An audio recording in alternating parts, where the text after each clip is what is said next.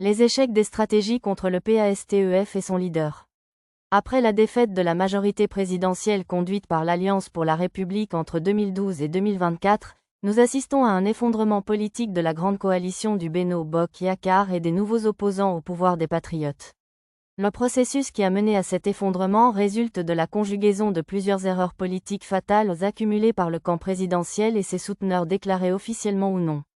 La première erreur politique de l'ancien président de la République, Macky Sall, est la stratégie mise en œuvre et exécutée par les responsables du Benno pour écarter le président du PASTEF, Ousmane Sonko de la présidentielle 2024. Le prétexte sera l'affaire Adji Sarr.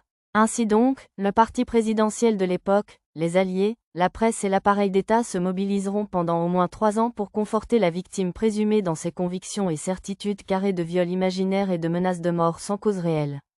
Certains acteurs des médias et de la société civile joueront leur partition dans un long feuilleton macabre sécrétant périodiquement des violences sociales et des états de siéger. En face de la machine politique, médiatique et étatique pour le broyer politiquement et humainement, Ousmane Sonko, le responsable et candidat président du PASTEF va opposer une stratégie de défense et de protection contre ce qu'il qualifie dès ses premières heures de complot ourdi au sommet de l'État avec la complicité d'un maître d'œuvre prêt à tout pour satisfaire ses désirs inavouables. Deux stratégies antinomiques vont rythmer la cadence de toute la vie politique nationale durant plus de 2 années. Tout est suspendu à cette affaire rocambolesque et à son dénouement heureux ou non. L'emprisonnement du président du PASTEF sera l'aboutissement final recherché par le pouvoir dont les yeux et les moyens sont déployés exclusivement pour la non-participation du PASTEF quel qu'en soit le prix à payer. Paradoxalement, cette stratégie aveugle va produire un effet contraire aux attentes du camp présidentiel. Sonko prisonnier est encore plus dangereux que libre dans ses déplacements.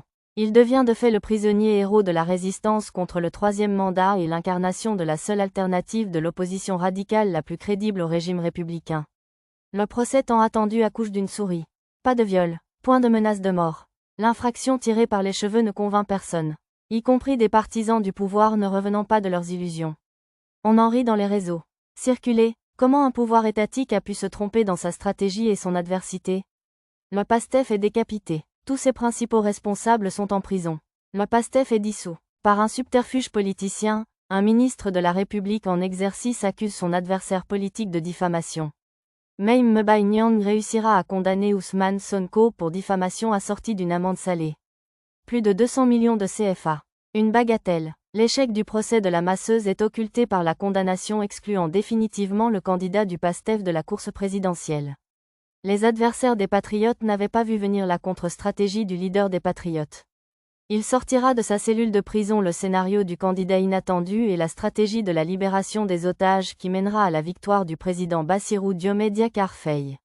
D'erreur en erreur, le président sortant sera contraint de se retirer. APR sera la victime collatérale de la stratégie jusqu'au boutiste de son chef et des radicaux. Le Benno se disloque. Les alliés naturels du PASTEF se compromettent avec un régime finissant en se rendant au fameux dialogue national. Une autre erreur fatale visant de manière sournoise à entériner et à valider l'exclusion du PASTEF. APR ne semble pas avoir appris grand-chose de tous les épisodes passés.